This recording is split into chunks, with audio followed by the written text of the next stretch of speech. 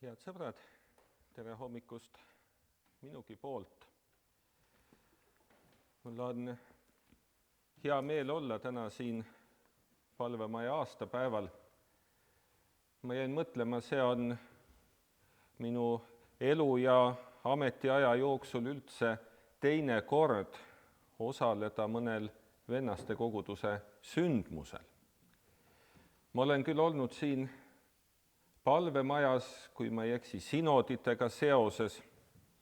Seal ukse taga on kohvi pakutud ja on koosolekuid peetud, aga ei ole olnud sellisel aastapäeva sündmusel või palvetunnis. Tänase pühapäeva teema kirikukalendri järgi on Jeesus annab elu ja sellest teemast lähtudes ma olen valinud piiblitunni kirjakohaks lõigu apostel Pauluse esimesest kirjast korintlastele, 15. peatüki salmid 3-9.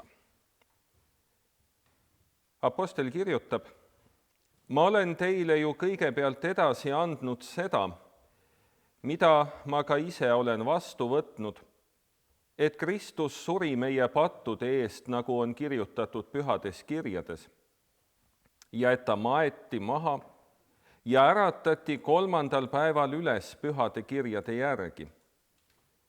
Ja et ta näitas ennast Keefasele, seejärel neile 12, seejärel näitas ta ennast ühtaegu enam kui 500 vennale, kellest enamik on veel praegugi elus, mõned aga on läinud magama.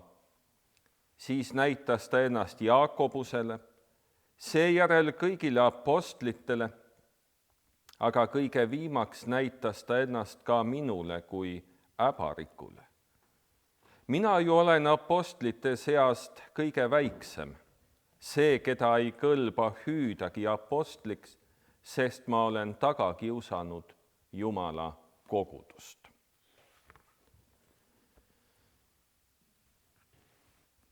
Ma alustaksin piiblitunni mõtteid väikese taustainfoga sellest kirjast, kust see lõik on pärit.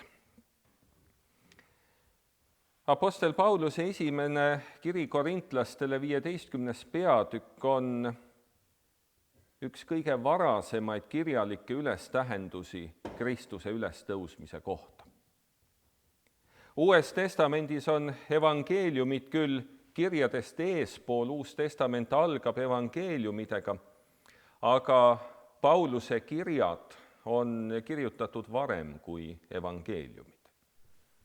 Nii on näiteks ajaliselt kõige vanem märge jõulusündmuse kohta Pauluse kirjast galaatlastele 4. peatükist tuntud salmid: kui aeg sai täis, läkitas Jumal oma poja, kes sündis naisest ja sündis seaduse alla, kirjutatud aastate 45 ja 55 vahel. Samas kui Luuka evangeelium on sündinud 1. sajandi lõpus ja Matteuse oma 1. sajandi eelviimasel kümnendil. Korintose kogudus, millele Paulus oma kirja saadab, on sündinud umbes aastal 50. Pauluse teisel missioonireisil. Sealt edasi rändas ta Efesosse, Kaisariasse, Antiookiasse. Efesoses peatus ta umbes aastal 53-57 ja kirja korintlastele kirjutas ta seal linnas viibides kas aastal 53 või 54 koos Soosteenesega. Soosteenes võis olla Pauluse sekretär, nii nagu Tertius on Rooma kirja üleskirjutaja. Ja ma olen mõelnud, et ei ole üldsegi võimatu, et Paulusel võis olla nägemisega probleeme. Galaatia kirja ta lõpetab sellise märkusega, et vaadake, kui suurte tähtedega ma teile olen kirjutanud oma käega. Ja kui mõelda seda, et peale pöördumissündmust Damaskuse teel jäi ta pimedaks, ta viidi kättpidi talutades Damaskusesse ja kui prohvet Hananias talle käed peale pani, siis langes Sauluse silmadelt nagu soomuseid. Et see nagu viitaks sellele, et tal oli oma kirjade kirjutamisel vaja abi. Esimene kiri korintlastele ei ole ilmselt Pauluse esimene kiri sellele kogudusele, sest kirja algupoolel 5. peatüki 9. salmis viitab ta ühele varasemale kirjale. Ma kirjutasin teile ühes kirjas, et ärge suhelge kõlvatutega, ja 2. Korintuse kirja 2. peatükis kõneleb Paulus suures ahistuses ja südamekitsikuses paljude pisaratega saadetud kirjast. Et arvatakse, et selle nii-öelda pisarate kirja, seda kutsutakse pisarate kirjaks, et selle osi võib olla säilinud nüüd tänase 2. Korintuse kirja koosseisus, et seal on tunda selliseid õmblusi, mõte on natukene hüplik. Et võiks siis mõelda nõnda, et tänane esimene kiri korintlastele on tegelikult Pauluse teine kiri korintlastele ja Pauluse teine kiri on hoopis tema 4. kiri korintlastele. Et 2 kirja ei ole meieni jõudnud. Nõnda siis 1. Korintuse kirja 15. peatükk kui kõige varasem ülestähendus Jeesuse ülestõusmisest. Kirjutatud nõnda siis umbes 20 aastat pärast seda sündmust. Ülestõusmine on midagi sellist, millel puuduvad otsesed inimlikud tunnistajad. Evangeeliumid kõnelevad sellest, et mingi hulk naisi soovivad nädala esimese päeva hommikul lõpetada reede õhtul pooleli jäänud võidmist. Nad tulevad haua juurde ja leiavad, et kamber on avatud ja tühi. Mismoodi Jeesuse ülestõusmine välja nägi? Kas ta tõusis seal pingi peal istuli, kas ta vabastas ennast linadest, kuidas kamber õnnestus avada? Nendest ju evangeeliumid meile ei räägi. Seda on püütud hiljem nagu tagantjärele mõtestada või välja mõelda. 1886. aastal avastas Urbain Burian apokrüüfse Peetruse evangeeliumi, mille juba 1894 ka Mattias Johann Eisen eesti keeles avaldas. Ja seal on selline tõeliselt fantastiline või fantaasiarikas ülestõusmise kirjeldus. Vanas kirjaviisis on ta siis nõnda. Ööse aga, mil pühapäev algas, kui sõjamehed valvasivad 2 korraga, sündis vali hääl taevas. Ja nad nägivad taevast ennast avavat ja 2 meest sealt alla tulevad heledas paistuses ja haua äärde astuvat. See kivi aga, mis ukse ette pandud, veeres iseenesest ära ja läks tüki edasi. Ja haud avas ennast ja mõlemad noored mehed läksivad sisse. Kui seda aga sõjamehed nägivad, äratasivad nad 100 mehe ülema ja vanemad, sest need olivad ka seal valvajateks. Ja jutustades, mis nad näinud, näevad nad jälle 3 meest hauast välja tulevat ja 2 toetavad ühte ja rist käib nende järele. Ja 2 pea ulatub taevani, selle pea aga, keda nad viisivad üle taevaste, ja nad kuulsivad hääle taevast, mis ütles, kas sa oled magajatele jutlust pidanud? Ja vastuseks kuuldi ristilt jah. Et see on siis kuskil 5.–6. sajandil kirja pandud nägemus, mismoodi kellegi arvates oleks võinud ülestõusmine välja näha. Aga kui me võtame selle Pauluse kirjelduse Korintuse kirjast, siis tühja hauda ju selles ei nimetata. Sest tühi haud tekitas pigem segadust. Maarja Magdalena kahtlustab aednikku, kes Jeesuse ära viis. Ka Jeruusalemma võimukandjad on segaduses, mismoodi seda tühja hauda selgitada. Ja nad ütlevad, et Jeesuse jüngrid varastasid ta sealt hauast ära. Et sõjamehed, kui teie käest küsitakse, miks haud on tühi, siis öelge, et jüngrid tulid öösel salaja ja varastasid ta sealt ära. See tõstatab tegelikult kaks väga tõsist küsimust selle teooria vastu, et Jeesus oleks hauast mingil põhjusel ära viidud. Et kui Jeesuse jüngrid tõepoolest tema hauast ära varastasid, miks nad siis pidid hakkama teadlikku valet kuulutama? Ja miks olid nad valmis surema selle vale nimel? Ja teiseks, kui Jeesuse surnu keha viisid minema Jeruusalemma võimu esindajad, kes teab siis mis põhjusel, siis oleksid nad võinud ju lihtsalt surnud Jeesuse rahva ette tuua ja öelda, näete, ta ei ole üles tõusnud, me lihtsalt võtsime ta sealt hauakambrist ära ja usk üles tõusmisse on tühine. See nii Kristuse risti löömine kui üles tõusmine on nii ainulaadsed sündmused, et tegelikult tagantjärele ei ole võimalik nende täpset kronoloogiat üldse taastada. Ja isegi mitte sündmustes osalejaid täpselt üles märkida.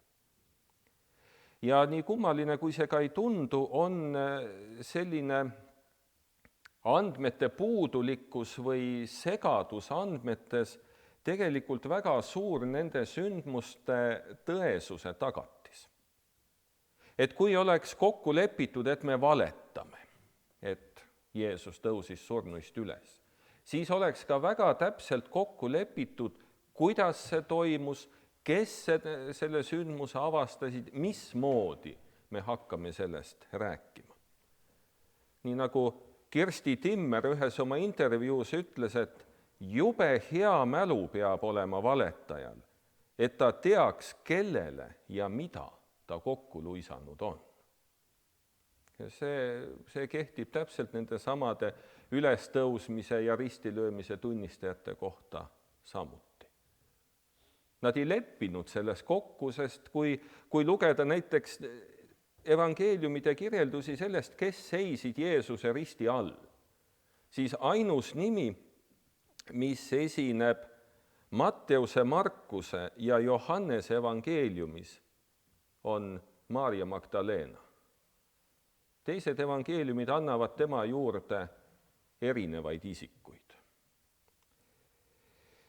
Ja kui te loete Johannese evangeeliumi 19. peatükki, seal nimekirja sellest, kes seisid Jeesuse risti all, siis pange tähele, meie piibliselts on meie tõlkest ära unustanud ühe koma, mis tekitab teinekord päris huvitavaid küsimusi, et kes seisid risti all. Jeesuse ema Maarja ja tema ema õde Maarja Kloopase naine, kui lugeda ilma komata.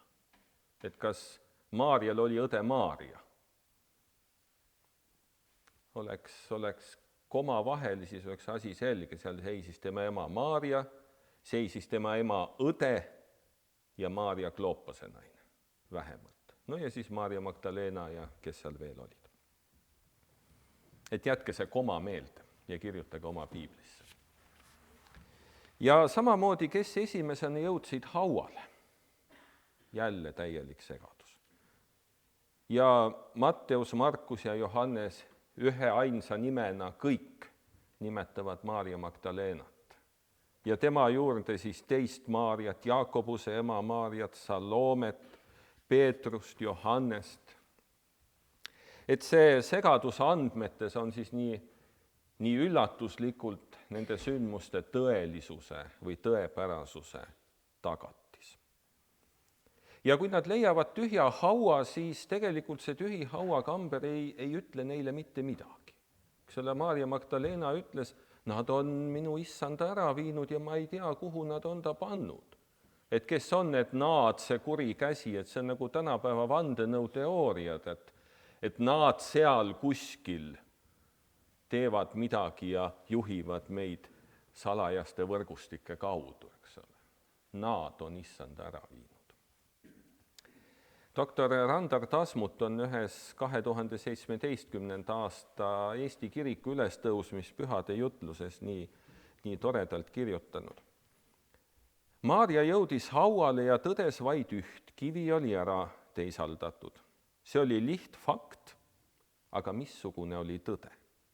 Võime asetada end mõttes 2 jüngri kõrvale nagu nende matka varjuks ja minna siis koos hauale selgust otsima. Nendega koos võiksime ka haude sisse vaadata. Ega meie ei saaks teada midagi rohkemat kui seda, et haud on tühi. Lihtfakti tähendus jäi peitu ja olnuks varjul ka meie eest, sest kirjast arusaamist ei olnud veel kingitud. Haualt kodu poole oleksime ka meie läinud teadmisega, et Maarja sõnad pidasid paika. Silmaga nähtud tõene fakt ei avanud fakti tagust tõde. Mis on tõde? Tõde on rohkem kui üksik tõsiasi. Tõde võiks olla tõsiasjade tausta, omavaheliste seoste ja tulemuste tähenduse taipamine. Ehk siis tõene fakt ei ava fakti tagust tõde. Hauakambrit ei olnud mitte vaja avada selleks, et Jeesus sealt välja saaks, vaid selleks, et tunnistajad saaksid sisse. Et millest siis Paulus kõneleb? Ta kõneleb ühest pärimusest, mis ei nimeta tühja hauda. Seda hakati üles märkima 20, 30, isegi 50 aastat pärast apostel Pauluse esimest kirja korintlastele. Aga Paulus annab selles lühikeses kirjalõigus edasi ühe kindlaks kujunenud sõnastusega pärimuse. Mida mina olen saanud, seda annan mina ka teile. Samamoodi nagu esimese Korintuse kirja 11. peatükis ta armulauast kõneleb. Et mis mina olen saanud, seda annan mina ka teile, et meie issand Jeesus Kristus sel ööl ja nii edasi. Et need terminid, mida ta on laenanud rabide keelekasutusest, need just viitavad, et nüüd kohe tsiteerib ta midagi, mida antakse niimoodi sõna-sõnalt edasi, nii nagu meie anname usutunnistust sõna-sõnalt edasi. Nikaia oma aastast 325 ja apostlite oma ka võib-olla umbes samast perioodist. Et see vastu võtnud, edasi andnud, see kõneleb traditsioonist. Ja teinekord on nii tore kuulata, kuidas öeldakse, oi, meil on traditsioon, me juba 2 aastat anname mingit auhinda välja või me juba 2 aastat korraldame mingit sündmust. Siis öeldakse nii, et millal saab kombest ja tavast traditsioon, siis kui seda asja on tehtud 50 aastat järjest. Ehk mõte on selles, kui see on üle antud, tradeeritud ühelt põlvkonnalt teisele ja seda ikka veel tehakse edasi. Et siin palvemajas on traditsioon, eks ole. Mitmed põlvkonnad järjest on siin koos käinud. Ja kuna siin on ka näha lapsi ringi jooksmas, et siis ilmselt see traditsioon antakse ka ikka jälle edasi. Et Paulus on saanud kuskilt ühe traditsiooni, mille tema on võtnud vastu ja mille tema nüüd korintlastele edasi annab. Ja ka selle kirjalõigu terminoloogia natuke viitab sellele, et Paulus ei kirjuta järgnevaid sõnu ise, vaid et ta tsiteerib midagi.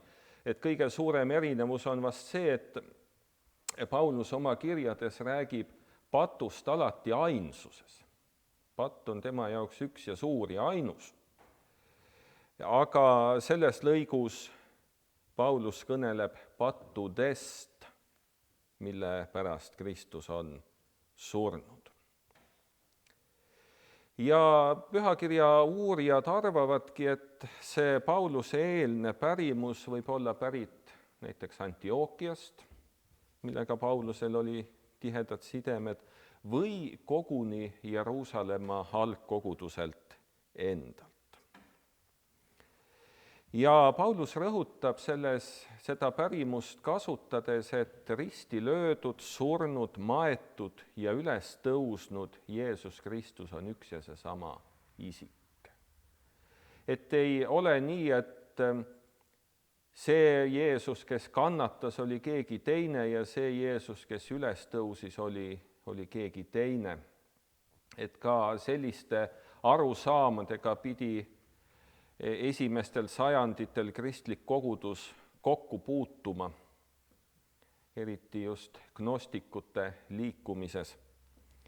Et Kristus kannatas näiliselt, tegi nii-öelda etendust, või et ta oli lausa nii õel, et ta moondas ristilööjate silmad ära, nii et risti löödi hoopis keegi süütu kõrvalseisja, kes juhtus olema valel ajal vales kohas. Et ka sellised arvamused olid mingil ajal levinud. Aga Paulus rõhutab siin just seda, et tegemist on ühe ja sellesama isikuga, kes selle kannatuse ülestõusmis tee läbi käis.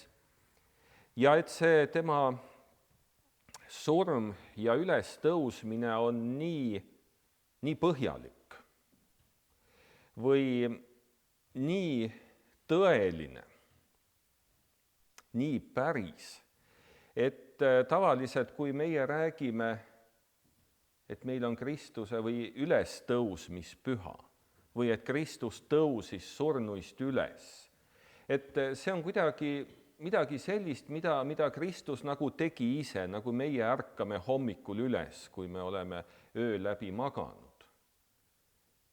Siis kui mõelda nendele sõnumitele, mis näiteks tühja haua avastajad saavad ingli käest, siis seal kasutatakse hoopis teist grammatilist vormi ja teist sõna. Ta äratati üles. See Jeesus, keda teie otsite, ta äratati üles ja läheb teie eel Galileasse. Ja samamoodi ka Paulus kasutab siin passiivset grammatilist vormi, et ta äratati pühade kirjade järele. Et seda kutsutakse passivum divinum, jumalik passiiv. Ehk mitte tegutseja ei olnud see surnud Kristus hauas, vaid tegutseja oli tema isa, kes äratas tema üles. Et tema surm on nii tõeline, et mitte mingisugust eluraasugi tema sisse ei jäänud. Ja järgnevalt Paulus selles kirjalõigus nimetab tervet rida tunnistajaid. Ja see nimekiri tunnistajatest juhatatakse sisse sõnaga ofte, ta ilmus.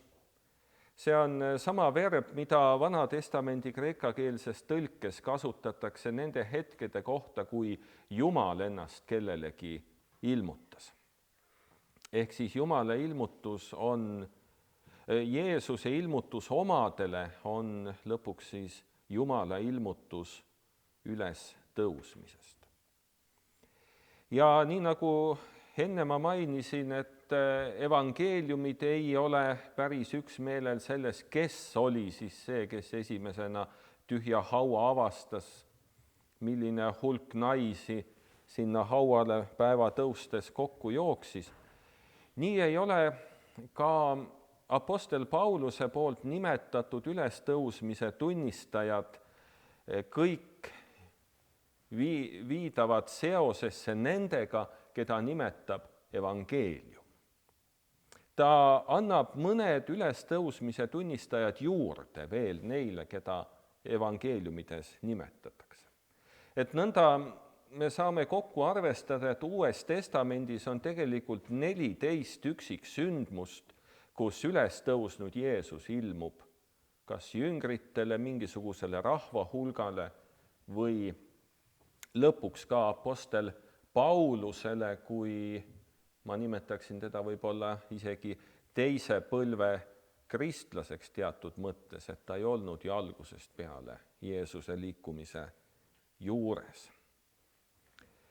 Ja Rafael Gyllenberg, Rootsi teoloogi eksegeet, avaldabki arvamust, et selline erinev traditsioon viitab sellele, et Jeesuse ilmumisi oli tegelikult palju ja et nii evangelistid kui Paulus on välja valinud ainult need kõige silmatorkavamad või kõige tähendusrikkamad, mida nad pidasid oluliseks edasi anda ja üles tähendada. Tunnistajate eesotsas seisab Peetrus, keda nimetatakse arameapäraselt Keefaseks. See oli nimi, mille Jeesus ju talle andis, mis tähendab ju kaljut või kivi. Peetruse sünninimi oli ju Siimon teatavasti.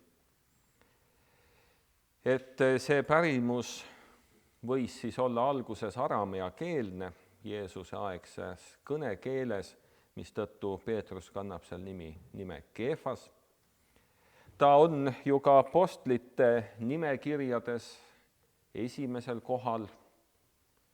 Viimasel kohal on alati Juudas Iskariot, kellele lisatakse juurde alati see süngevõitu märkus, see, kes Jeesuse ära andis. Peetrusele järgnevad need 12. Apostel Pauluse esimene kiri korintlastele on üldse Uues Testamendis ka kõige varasem koht, ajaliselt siis kõige varasem koht, kus Jeesuse jüngritele viidatakse sellise ühtse numbriga need 12. Ilmselt see mõiste või tähistus võib pärineda ka lausa Jeesuselt endalt ja sealt jõuab ta siis hiljem evangeeliumidesse. Ilmumine 500 vennale, sellest evangeeliumid ei tea midagi rääkida, mujal Uues Testamendis sellele ei viidata. Ja kui siis Paulus ütleb, et enamus nendest 500 vennast on veel elus, siis sellega tunnistajate loetelu jõuab sealt kuskilt minevikust oleviku Pauluse kaasaega umbes taolise mõttega, et hea küll, kui te mind ei usu, siis te võite minna nende 500 nendest 500 ellu jäänud venna juurde ja küsida siis nendelt, kes on olnud otse selle sündmuse juures 20 aastat varem. Siis Paulus nimetab või see pärimus nimetab issanda venda Jaakobust, ka seda ilmumist evangeeliumid ei tea. Siis nimetatakse kõiki apostleid, millega on mõeldud ilmselt laiemat Jeesuse ringkonda. Mäletate, lisaks 12 valis ju Jeesus ka 70 apostlit, keda ta saatis kahekaupa kuulutama.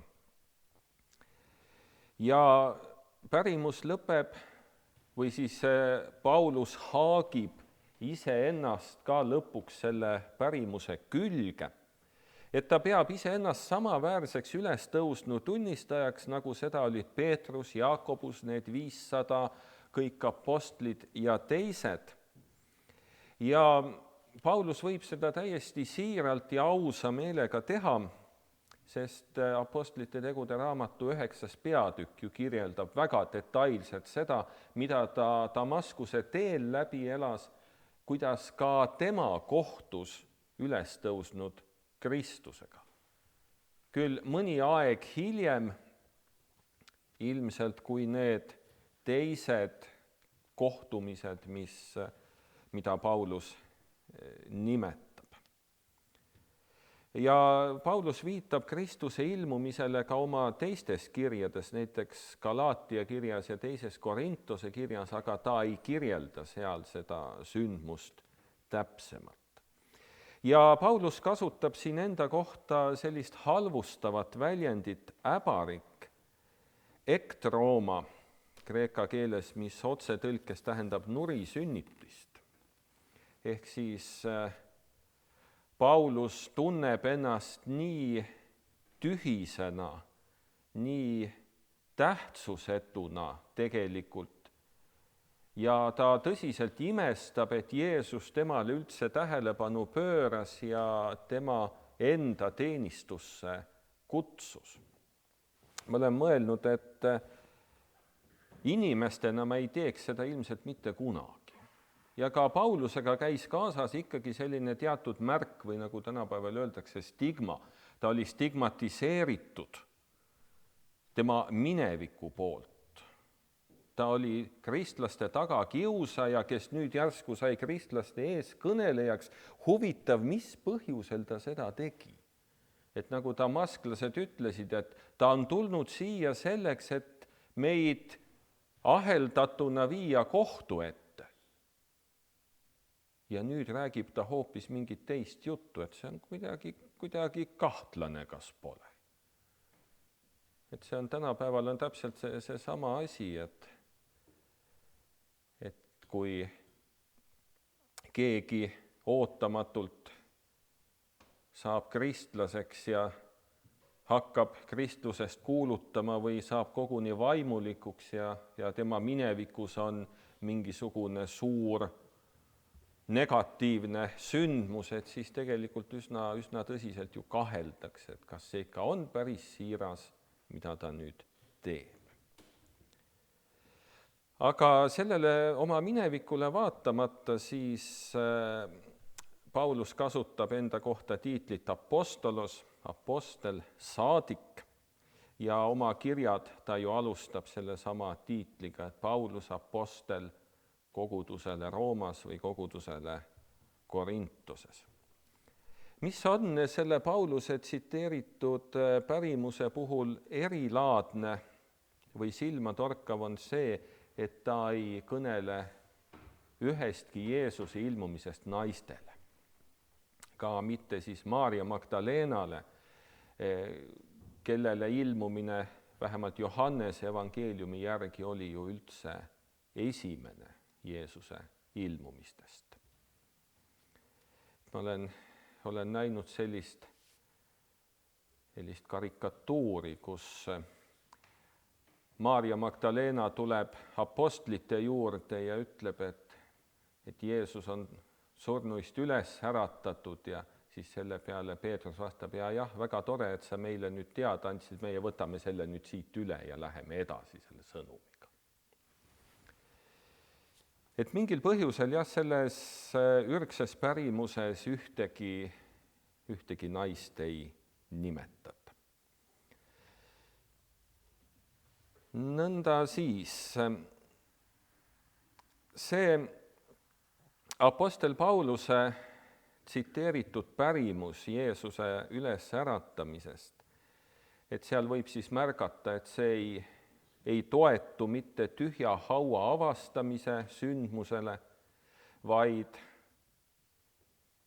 kristliku ülestõusmisusu lähtekoht on kohtumine ülestõusnu endaga, sest tühi haud, see tekitas pigem segadust, hirmu, küsimusi. Fakt oli tõene, aga milline oli faktitagune tõde, kui natukene Randar Tasmuti sõnu kasutada. Aga kohtumised ülestõusnuga olid reaalsed sündmused. Lausa sinnamaani välja, et Johannese evangeeliumis Jeesus õhutab kahtlevat Toomast, et tule ja katsu minu haavu, või Luuka evangeeliumis õhutab Jeesus ennast uurima, sest kummitusel või tondil ei ole ju liha ja luid ja lõpuks ta ka sööb nende silme all, nii nagu ta seda varemgi oli teinud. Ja Joseph Ratzinger on sellises mõtisklevas triloogias Jeesus von Nazaret või Jesus of Nazareth, olenevalt siis, mis keeles keegi seda parajasti loeb, välja toonud sellised nagu 3 punkti, mis iseloomustavad Jeesuse ülestõusmist, et esiteks Jeesus ei naasnud lihtsalt tavalisse bioloogilisse ellu, mis loodusseaduste kohaselt lõpeb ikkagi ühel päeval vältimatu surmaga. Jeesus ei ole kummitus, ta ei kuulu surmavalda, olles seejuures võimeline ennast näitama elavate maailmas, nii nagu tänapäeval paljud usuvad ju hingede rändamist ja vaimude väljakutsumise võimalikkust. Ja ka kohtumised üles tõusnud Jeesusega ei ole müstilised kogemused, kus inimvaim tõmmatakse iseendast välja ja ta saab kuidagi vilksamisi näha seda jumalikku ja igavest maailma, vaid et tegemist on ikkagi reaalsete kohtumistega. Ja ma tahan oma mõtted lõpetada ühe Ameerika autori Frederick Zugibi kirja panduga raamatust The Crucifixion of Jesus, a Forensic Inquiry, Jeesuse ristilöömine kohtumeditsiiniline analüüs. Selline päris põnev raamat on maailmas ilmunud New Yorgis 2005. aastal. Ja seal ta kirjutab nõnda, siis Zugibi oli kohtuarst, tegelenud palju igasuguste keeruliste surmajuhtumitega, uurinud haavasi ja luid ja kõiki, mis kuriteod inimestele jätavad. Ta kirjutab seal raamatus nõnda: peame lõpuks küsima, miks peaksid jüngrid kummardama Jeesust, kui ta neid ninapidi vedas? Kui Jeesus oli petis, kes uskus, et ta on Messias, siis on tõenäoline, et ta laskis ennast risti lüüa. Kuid see oleks olnud lõpp. Toimik on suletud. Kõige olulisem küsimus näib siin olevat see: kui Jeesus ei surnud ristil ja ilmus jüngritele raskelt haavatuna ning arstiabi vajavana, kas nemad oleksid ikkagi seadnud oma elusid ohtu, kuulutades tema Messiaks? Kas nad oleksid ikkagi loobunud kõigest omandist ja talunud äärmuslikke raskusi ja ohte, jutlustades maailmale Jeesuse kannatustest, surmast ja ülestõusmisest? Arvan, et mitte. Aitäh!